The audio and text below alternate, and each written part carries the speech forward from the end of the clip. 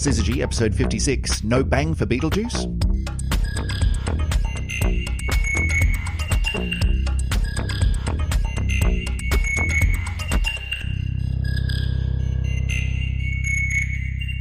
And welcome back. Welcome back. We've been away for a little while. Back for another edition of the Syzygy podcast. My name is Chris Stewart. Sitting opposite me at the table in her office, as ever, Dr. Emily Brunsden. Hi, Emily. Hello, hello. Where have you been? It's been Christmas and New Year. We've both been away, but some of us have been more away than others. I went on holiday.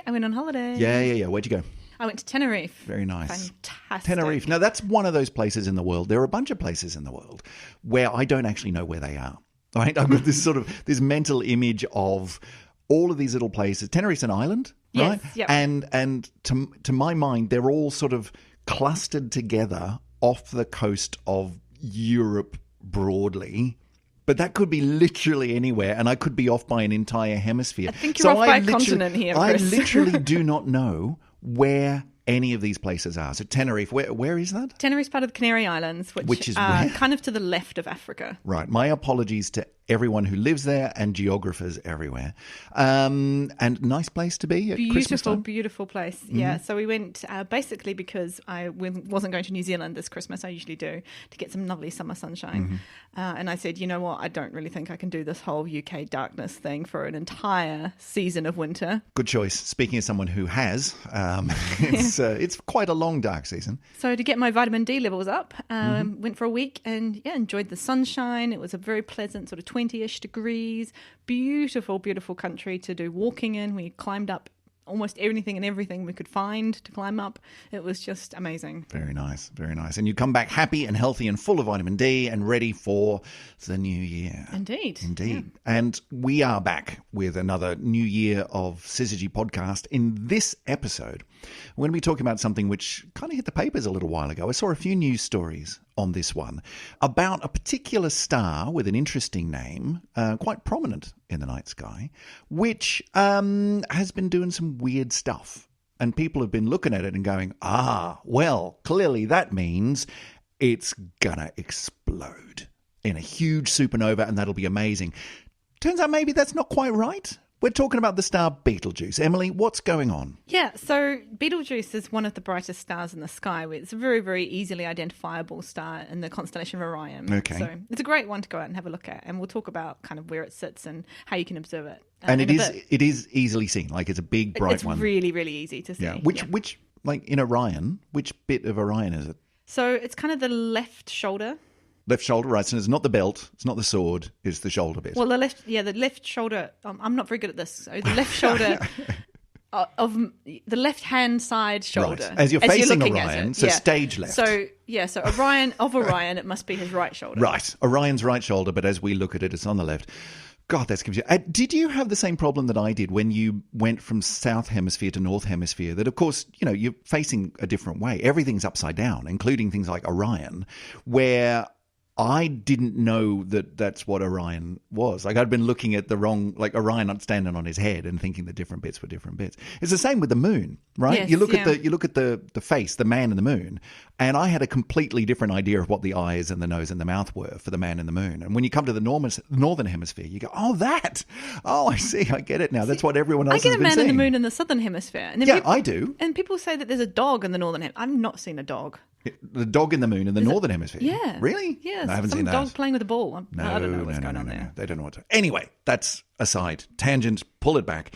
Betelgeuse, we're talking about. Yeah. You were telling me earlier that you have observed Betelgeuse recently. I have observed it. Do you want to just share that with us? Yeah, it was a very unprofessional observing session in the sense that it wasn't done under a telescope. Mm-hmm. It was done by me sitting in a nice spa pool in Tenerife looking up at the beautiful clear night sky. Have I ever told you how much I really don't like you sometimes? Yeah, okay. But was it nice? It was fantastic. Mm-hmm. But you can clearly see that Betelgeuse is not as bright as it used to be. No, okay, with the naked eye. With the naked eye. You can look at it as an astronomer. And I know, okay, don't write to me. I know that all astronomers aren't out there every night doing astronomy things by looking with their eyes at the sky. That's not how it works. But you can look at Betelgeuse and go, you know what? Kind of feels like it used to be brighter. Yeah, exactly. Whatever happened to the Betelgeuse we had before the war? Is that, over what kind of time period has it changed? So from October last year, Yeah. October 2019 to December 2019, it's dimmed by about 2.5 times its normal brightness. That sounds significant. Yeah. Wow. So you could see that yourself with your naked eye. So people have observed this, and that's caused quite a few people in the world to go, well, that means what? What's the gossip? She's about gonna blow. Betelgeuse? She's going to go. Everyone take cover. Hide under a desk. No, under a doorway. You should be in a doorway. No, that's earthquakes. What do you do for a supernova? Nothing. Say goodbye? Yeah. Get out your camera. It's about all you can do. Yeah. So it's true that Betelgeuse is about to explode. Okay. But Should we be worried about that? This is the astronomical about to explode. Okay, so this is about with an asterisk, and you look down to where the asterisk is, and about means within the next week, month, year, century, millennium. Our best guess is in about 100,000 years' time. Sorry. 100,000 years, which, okay, yes, in a universe where millions of years, billions of years are the kind of, time-based currency that we're talking about. 100,000 years is nothing. Like, that's about to go. Any 100 millennia or so now, that's longer than sort of, human prehistory. So we're not particularly worried about this. But at the same time, neither are we out there going, come on, I want to see this for myself when it goes. You'll be waiting a long time, probably, statistically. Indeed. So we can put some numbers on this dimming. So we do actually have a measurement tool that we use for brightness. And the most common one you're going to come across is the magnitude scale. And this is particularly apparent magnitude. So this is how bright all of the stars are in the sky and give them a number of brightness. And the magnitude scale is a bit crazy.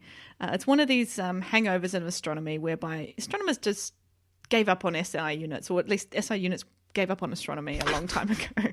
They diverged. They went different paths. So we have an absolute apparent magnitude scale, which goes in reverse logarithmic numbers. Right. So that means that larger numbers, or larger, more negative numbers, mean a brighter object. Larger, more negative numbers mean brighter. Yes. Well done. And larger positive numbers mean fainter. Yeah. Can I offer a piece of advice to astronomers everywhere? Just reverse that and everyone will be happy. Like, surely this is the bane of every astronomy student's existence, that they have to figure this nonsense out. Well, it's kind of made sense because we never really intended to have negatives. The intention of the apparent magnitude scale was we'd put 0 at the brightest star in the sky, and then everything would just be bigger than that because everything's fainter than that. Kind of feels like that was short-sighted, though, don't you? Like, well, let's put 0 at, like, nothing could possibly be brighter than that thing that I've just observed. Oh, it turns out there are a lot of things brighter than that. Yeah. We just hadn't seen them yet. So it's been recalibrated, the scale, since. So there are a few stars that are negative. Not very many, to be fair. But it kind of makes sense that it should work by that fainter stars get bigger numbers, because you keep increasing the ability that you have to see fainter and fainter things.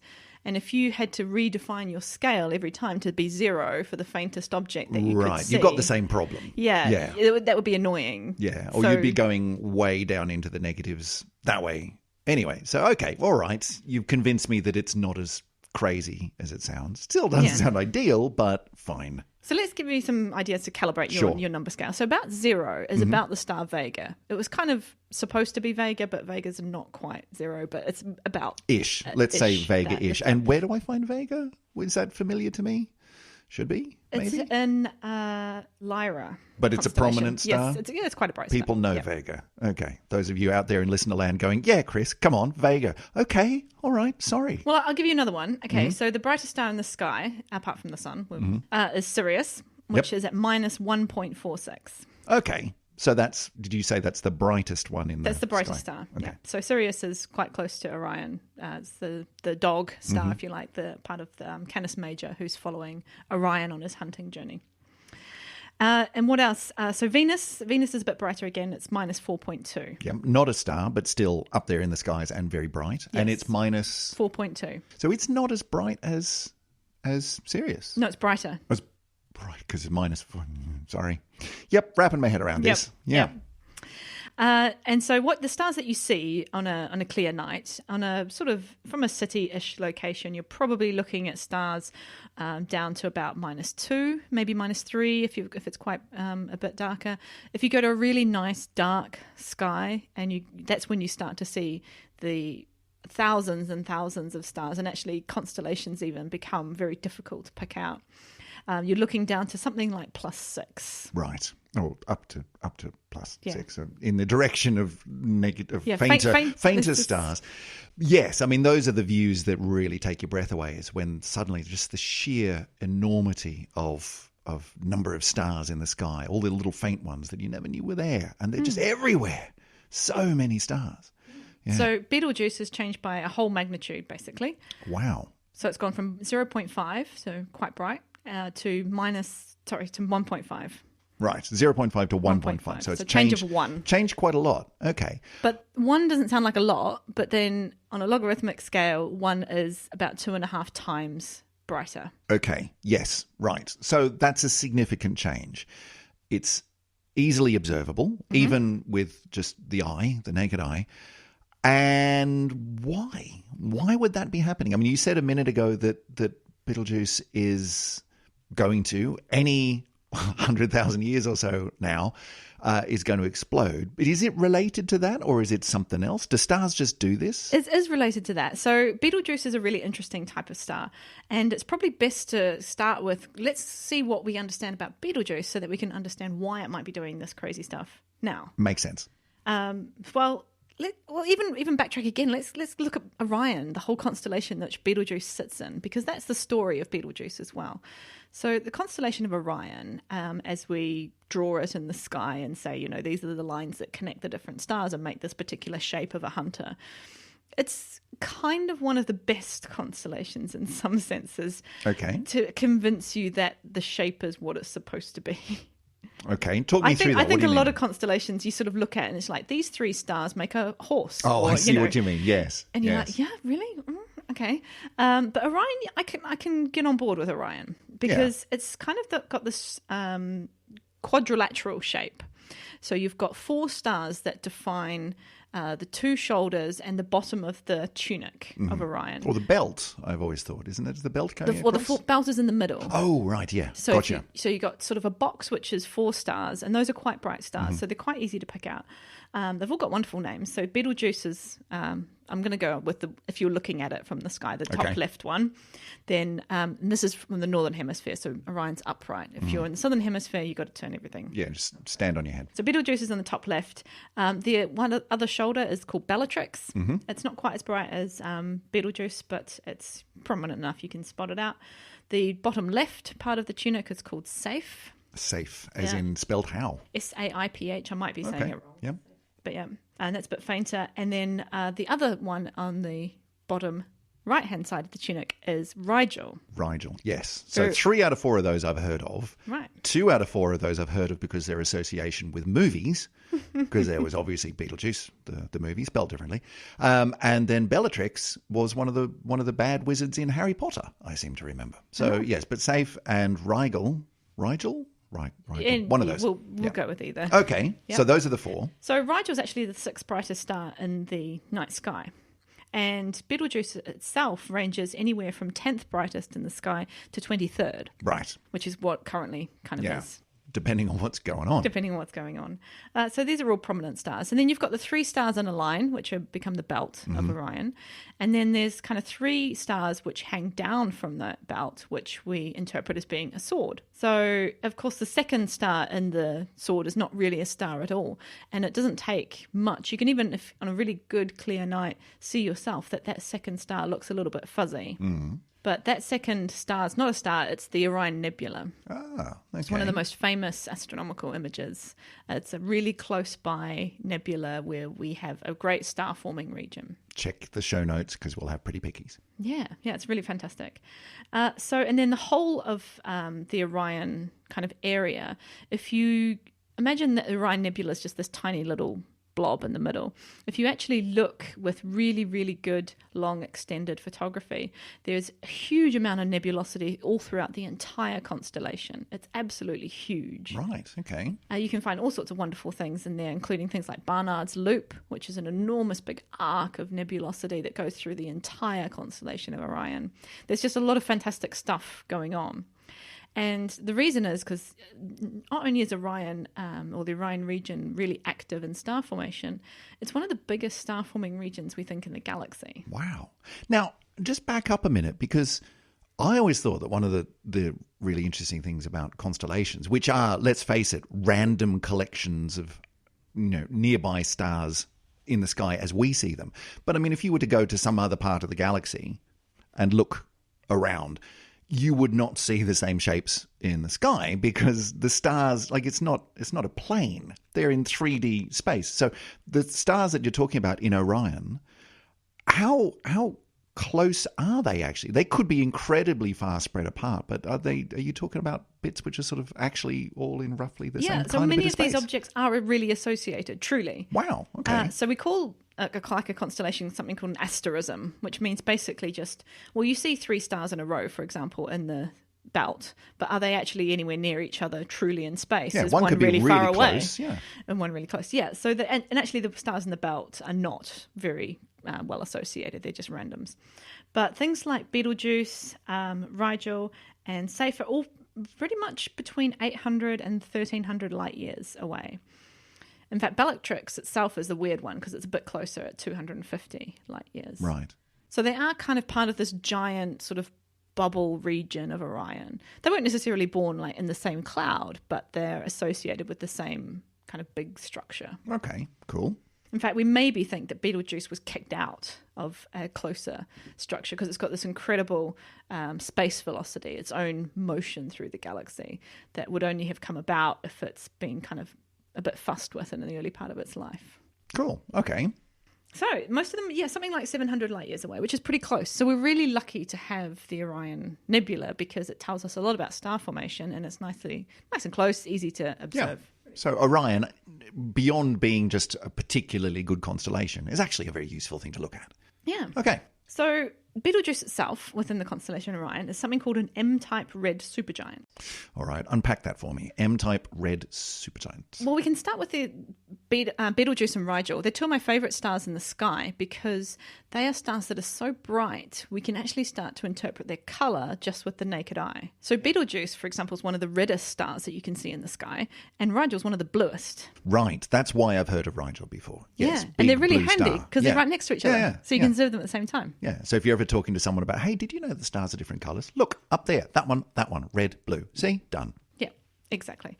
So nicely that Betelgeuse is a red supergiant and Rigel is a blue supergiant. Yeah, handy. Yeah, so a red supergiant means that, the red is kind of self-explanatory. Supergiant gives you a hint of what's going on here. It's big. Yeah, this is a star that used to be an enormous blue supergiant, actually. It probably used to be an O star, which is the hottest classification of stars that we have. And it's evolved from that. It's gone through its fuel source, exhausted all the hydrogen in the core during hydrogen fusion to helium, and it's now turned into a red giant star.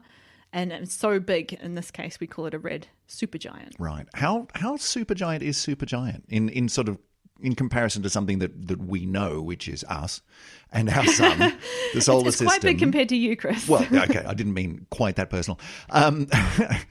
Even though I am quite a large man.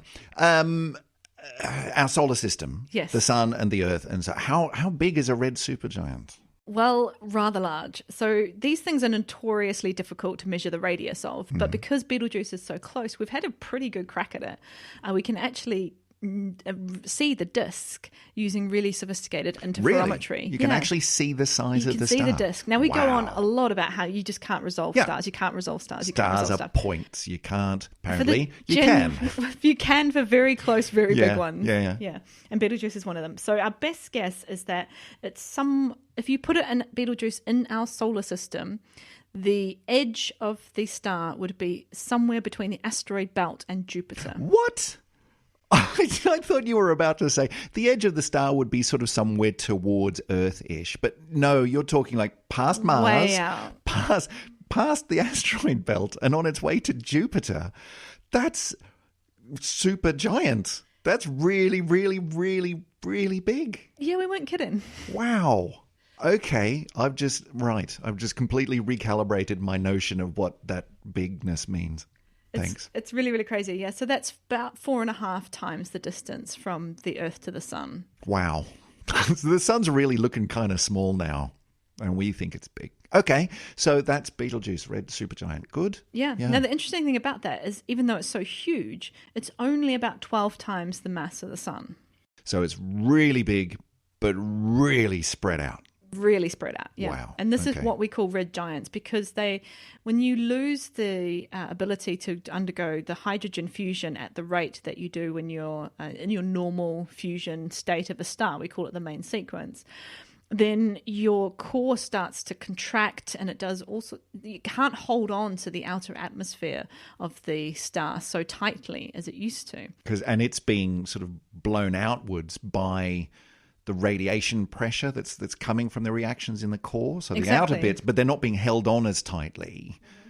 Why are they not? So it's kind of puffs up because you've got a contraction of the core, so you've got a change in the distribution of mass. Right. And then you're right, and the whole radiation pressure increases at the same time. So it changes that balance, and then that's quite a significant change in balance to grow to that size. Yeah, it's quite crazy what happens. So we start, instead of having the fusion reaction of hydrogen to helium in the core, we can trigger, once you get to a compact enough core that gets to an extreme temperature, that helium itself can ignite in fusion, and that helium starts to fuse to carbon and oxygen. That's where you start making those much heavier elements down in the core. Yeah. And all of these new nuclear reactions output enormous amounts of energy. And you've still got hydrogen fusion going on. It's just happening in a shell now around this helium fusion core. Right. So it becomes just this crazy nuclear runaway reaction, basically.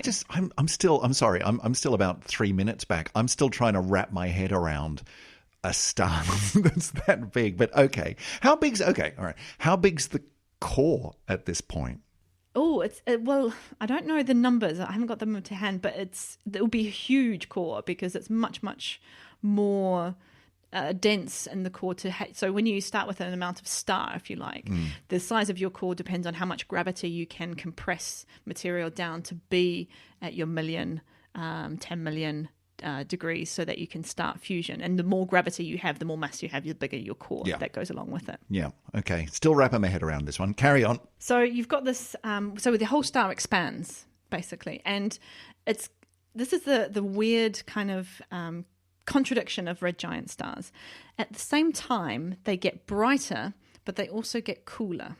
Brighter but cooler. Okay. So the brightness, correct me if I'm wrong, okay? I'm just going to swing this one off the top of my head. The brightness is the amount of radiation coming out, the amount of light across all the different wavelengths. The temperature is the frequency of that light. Where's it peaking at? The color, basically. Yep. Yeah.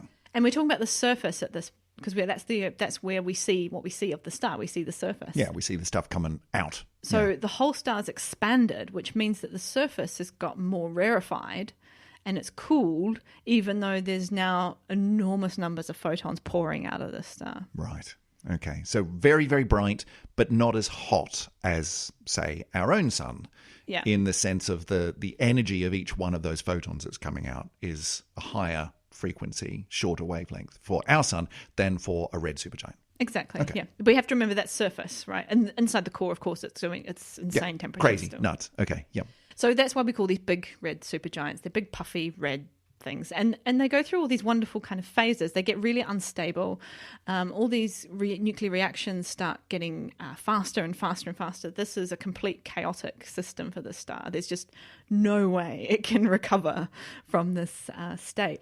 So very small instabilities inside the star can cause massive chaotic effects on the surface. And this is related to why Betelgeuse is doing such crazy stuff now. Right. So it's got this really complex asymmetric sort of envelope that's around it. And that's created by the old outer layers of the star. It's kind of shedding stuff, but it's not a constant stream of material flowing off the surface. It happens in bouts and in phases, and it can happen in one direction more than another direction. So the whole thing gets really, really messy. And you get this really extended kind of emission coming from the whole area around Betelgeuse. And this is one of the reasons why it becomes really difficult to measure its size even, because... So what does that even mean under those it's not even really circumstances? a sphere like anymore. Measure it today, tomorrow is something really different. And I mean, that's the, to me, really fascinating thing about all of this is that like these are changes that are happening across days, weeks, months. It's not, hey, we observed it 100 years ago and now we're observing it and it seems to have changed. It's no, this is changing on our timescales pretty quickly, which is amazing for something that it's big. It's incredible, yeah. And this is also why I love pulsations. And incidentally, Betelgeuse has pulsations. We understand that these This is your home turf. This is what you do. Yeah, the red giant stars have pulsations, and Betelgeuse is no different. We don't really know much about Betelgeuse's pulsations. We think that they're very long, period, because it's such an enormous star. But it's probably got some sort of fundamental pulsation that's maybe 1,000 days, maybe a bit more. So long. why is that so uncertain? You're sort of, you're talking about this like, well, we're not really sure. And I would have thought it's really close. You can see it, Emily. You can, you said you could actually see the disk of it. I would have thought, well, surely that's a really good candidate. So, okay, let's lock onto that and really measure the hell out of this thing and we'll understand it really, really well. Is it because it is so big and so chaotic? Yeah, we could observe it. It doesn't mean we're necessarily going to understand it in any hurry. It's part of that, but it's also because, well, first of all, things that are a couple of 1,000 days long, that's a few years, and it takes a long time to get good data on those. Okay. But even putting that aside, this is such a chaotic star that when you've got material that can come in and obscure the light, it's just kind of the old sheddings of the star. How do you know whether that's part of the pulsation or if that's part of the shedding? So it's just a bit too complicated. Yeah. And you want a simpler system. We've got bright spots that appear on the surface that are not, well geometrically distributed across the star, so they cause kind of inconsistencies in the brightness. It's really messed up. It's just too big and puffy and wobbly to really get a good grip on. Yeah. So when we think about why we're seeing this particular dimming, there's a couple of options. So I've gone and read a few of experts' opinions about what this might be, and it may well be actually a combination of several things. So it could be part of this envelope that's been shed, that's kind of come in like a fog, obscured the surface, which makes it appear a lot dimmer. We also know that there's a lot of really crazy magnetic activity going on the surface, and that magnetic activity is not like beautiful, simple bar magnet kind of stuff that we do in primary school science. Classrooms. Yeah, these are magnetic fields that are just all over the show. The sun has a crazy magnetic field, but it still has kind of an overall alignment, even if it's got hot spots. But if you take away even the symmetry of this star, and you've got bright spots, you've got plasma moving all over the place, it's just a mess. Yeah, messy, big, it's really, really puffy. Messy. And then you've got maybe there's kind of some really interesting things going on with the hot spots that are appearing on the surface. These are kind of big areas, like big blobs on the surface that are much brighter or much hotter than the rest of the surface. We think these are something to do with big bubbles of convection that are coming up from and deep inside the star. And then it starts rotating as well, so then those things rotate in and out of your view. So there's lots of wonderful, weird, complex physics going on. It must take ages for this thing to actually rotate.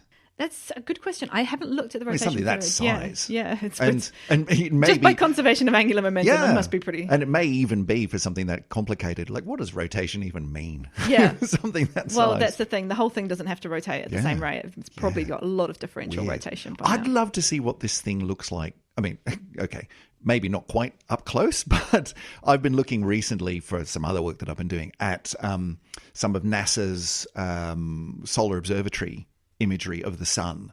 And it's, absolutely staggering. If you've never seen this stuff like this, it's all over YouTube. It's really easy to find. And, daily or multiple times a day, taking these amazing pictures of the sun. And you can see huge, just great explosions of gunk coming off the surface of the sun. And it is roiling and boiling around. It's amazing stuff. I would love to see what Betelgeuse looks like under similar kinds of observational circumstances. Just what the surface of this thing would even look like. Must be amazing. Yeah, so this whole envelope that I'm talking about with Betelgeuse, its mass that it's shed in previous parts of its evolution, this is probably something like 250 times bigger than the star itself. Wow. So if we say that this is about 5 astronomical units, Yeah. 250 times 5 is about 1,000 astronomical units. Which gets us where? Well, Pluto's kind of at its worst about 50. Wow. Okay. So this is a star and its sort of shroud that extends well beyond the boundaries of our solar system. Yeah. Wow. That's nuts. So It's no huge. wonder it's a little bit difficult to get a grip on what's happening here. What is this thing doing? Yeah. So, just some other cool little things about that Betelgeuse. Because it's so big and it's so bright, but it's so red, if you actually had eyes that could see the entire electromagnetic spectrum, the Betelgeuse would be the brightest star in the sky. Across all wavelengths? Yeah, because most of its light is wow. put out in the infrared. If you could see it, then it would Then it would be the brightest. It would just blow you away. You'd be like, "Whoa, what is that thing?" Wow, cool. Okay. Crazy. What else? So what else have we got? So Betelgeuse is a wonderful word. Let's come back to this. It is a the good naming word. of I mean, it. of all of the names of stars, it's up there and then there's Betelgeuse, and it's just such a nice word. No Yeah. wonder they picked it for the movie. So Betelgeuse is an Arabic word, or at least it maybe once was an Arabic word. Sure. You might notice that the stars in the sky have pretty strange names. You might expect them to have Latin names or maybe Greek names. Sure. If you're going to go by, say like plants, the plants' botanical names are Latin, for example. Sure. And that's true also for the constellations. For example, we basically use Roman and Greek names for planets. So, these do have the similar origins, but stars tend to be, not all, but many of the stars that have proper names are from Arabic. Yeah. Betelgeuse is not a Roman name. It's not not Greek. No.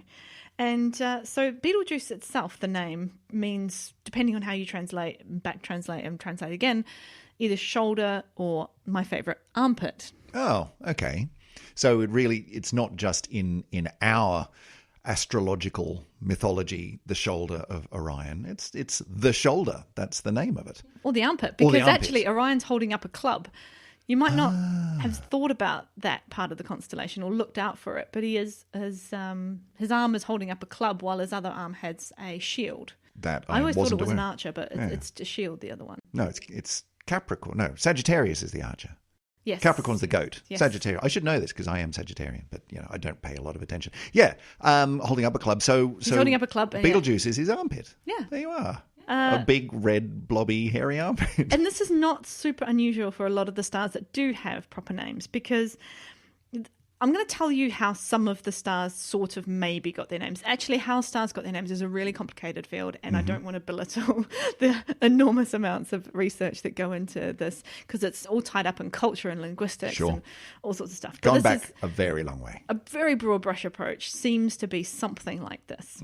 So Ptolemy decided to name That's some of the stars. Ptolemy. Yeah, Yes. with a PT. Yeah, Ptolemy named some stars and constellations based on their positions in those constellations.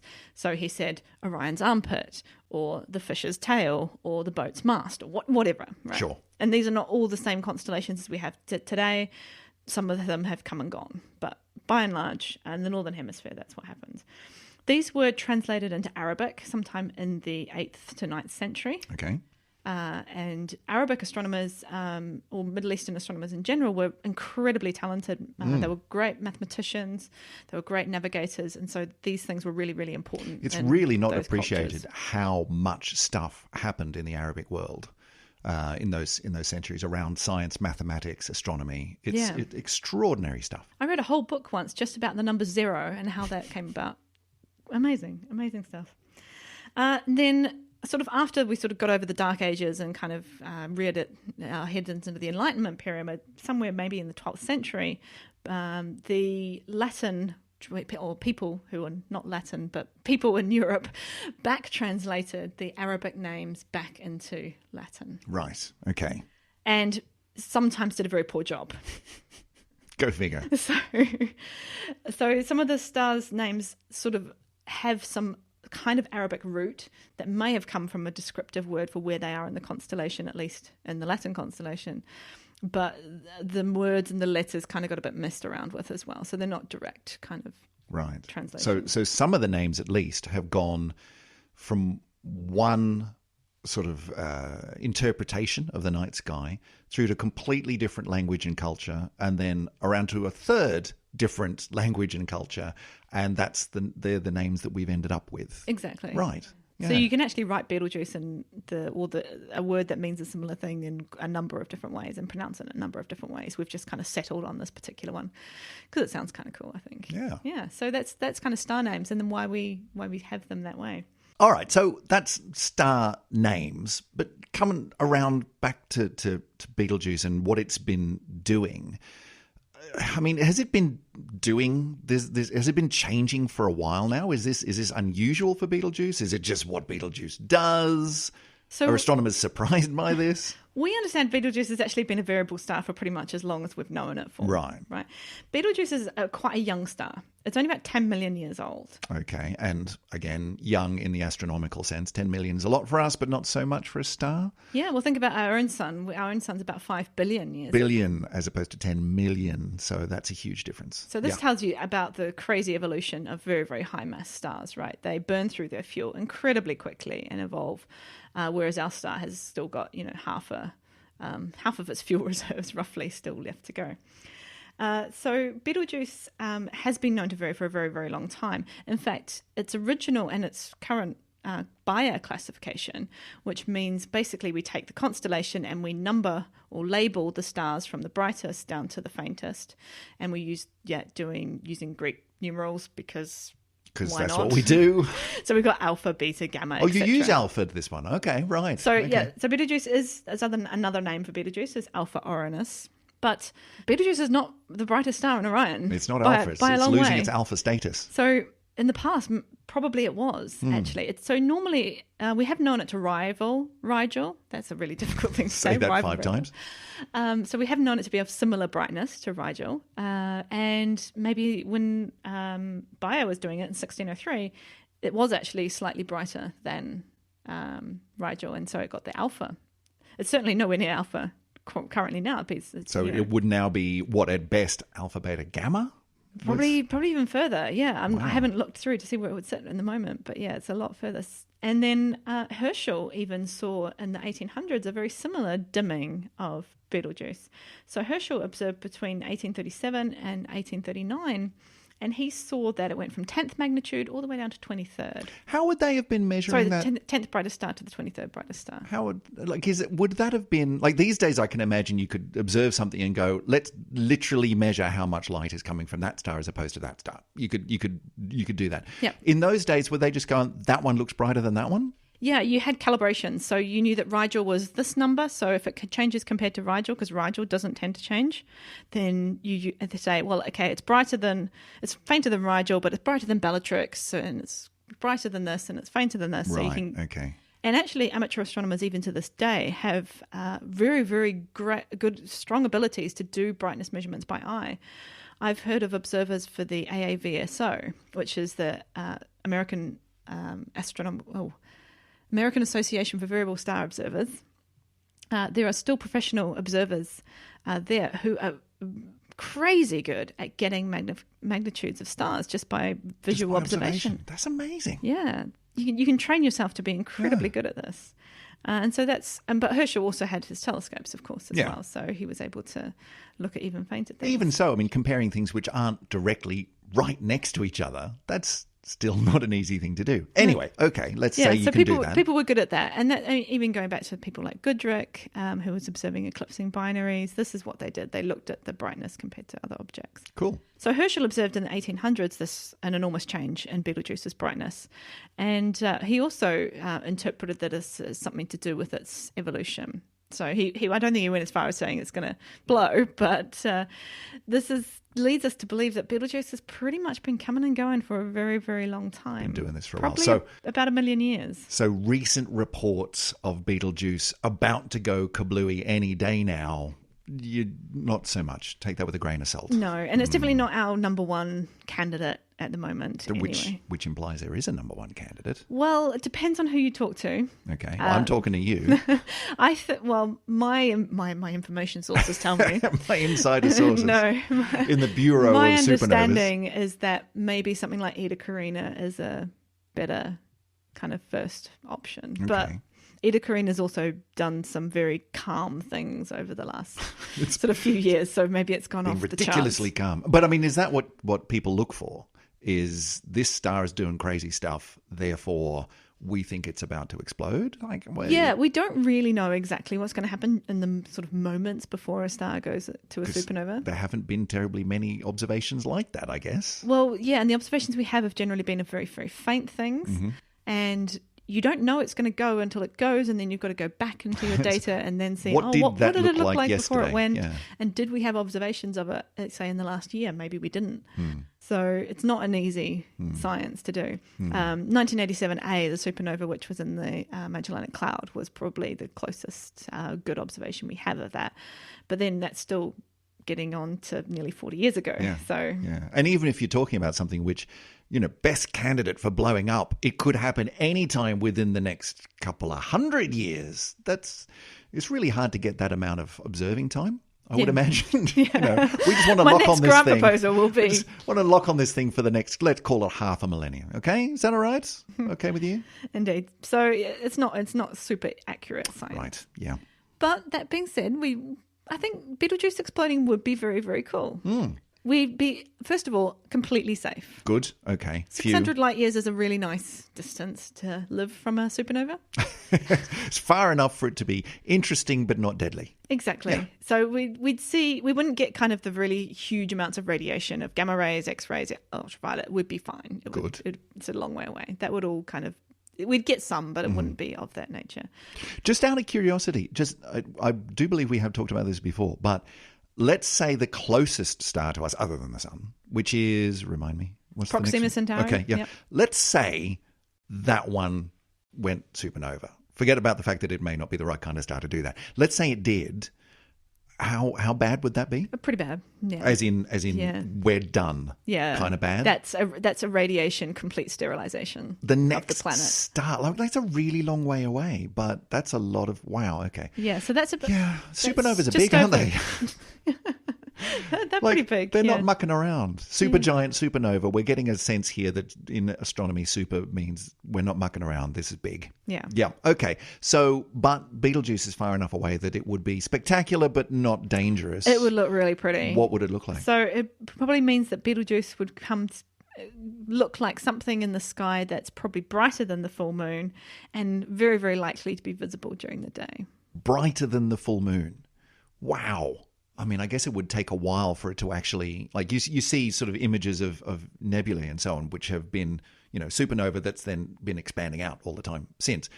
So it would take a while for Betelgeuse that explosion to sort of spread out. It would, So we would still see it as very, very small, effectively point-like star-like, just really bright. Yep. It wouldn't become big in the sky, just bright in the sky. Exactly, yeah. Wow. But once you sort of waited a few thousand years, then you'd get some really nice nebulae from the telescopes. So I guess when we get to the end points of some of these conversations on this podcast, we invariably come around to the same question, which is, so Emily, from an astronomical point of view, why do we care about this? What's important in this story? Well, I've got two things. Go on then. Very, very different things. One is the science that's going on, and I think that's really exciting. We're so lucky to have the Orion Nebula close to us. We can see the birth of new stars in this kind of stellar nursery environment. We're also very lucky to have stars like Betelgeuse close to us because we can see the deaths of stars happening, and we can see the disk of Betelgeuse. We can observe these brightness changes. We can observe spots on the surface. That's really exciting. So all this information is telling us more about this physics that go on in stars and that play out from their birth all the way through to their death. So the fact that we've been observing Betelgeuse doing its crazy thing over the last however many months, if you take away the alarmist, it's about to explode, and say, well, let's shelve that for a minute, it's still really good stuff. Yeah, it's fantastic. And so we're going to learn a lot from all our observations of Betelgeuse now and in the future about how these very rare, very, very massive stars live their lives. But I think even more kind of exciting than that is that Orion's a really easy to identify constellation in the sky. That is true. I mean, if you were to ask people to go and find Orion, I would say a large number of people, I don't hesitate to say maybe most, would be able to do that. It's visible from nearly the entire planet because it's very, very close to the equator, the celestial equator. It's observable for several months of the year, generally January through to March. So now's a really great time to go out and see Orion because the sun's opposite part of the sky, if that makes sense. And yeah, there's enough bright stars that are in a strange enough shape that it's easily identifiable. Yeah. And so you can go out tonight or tomorrow or the next night that it's clear and see the evolution of stars happening live in front of your eyes.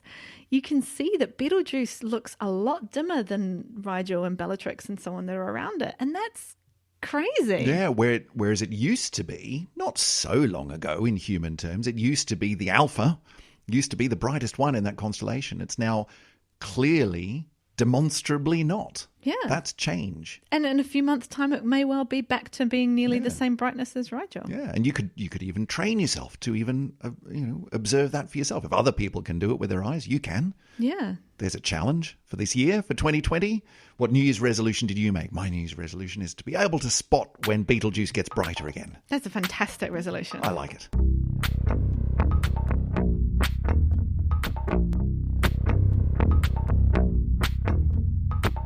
Well, finding our way out of this super big episode of the Syzygy podcast. First back for 2020, which is very exciting. And my brain has been blown. I think, often on this podcast, I find my perspective on the universe being shifted somewhat. And the notion of a star roiling around at a size somewhere between the asteroid belt and Jupiter has just really thrown me for a loop, along with what a supernova would actually mean on a star fairly close to us. But, that's okay. I'll come to terms with that. Emily, good to be back. It's fantastic. I'm so excited. There's been so many new discoveries that have come out over the past few weeks, and several of them will be like, oh, that would be great to talk about. And I was so excited when you suggested this one. So I was like, oh yeah, Betelgeuse is great. I love Betelgeuse. It's a good one. I'm glad we did this one as well, because I didn't really know anything about Betelgeuse other than it helped to name a movie. We have had a few suggestions thrown our way from listeners, and by listeners I mean my mum. So we're able to start filling up the whiteboard here in Emily's office. But if you out there in listenerland have any thoughts, suggestions, comments, questions, ideas, then there are a bunch of different ways that you can get in contact with us. Emily, name one. Twitter. Yes. Yay. How do they find us? We are at SyzygyPod. And we are you type in SyzygyPod into Facebook. Yeah. You can get us up on Instagram. You can even get to our fantastic website, syzygy.fm. That's right. I think we've probably been a little bit quiet on the social medias over the Christmas period as we've been eating you had lamb, I had goose, which was rather nice over Christmas, which was good. But yeah, we've been a bit quiet on the social media, so it's time to ramp that one back up again for 2020. You can find us out there on the interwebs in those ways.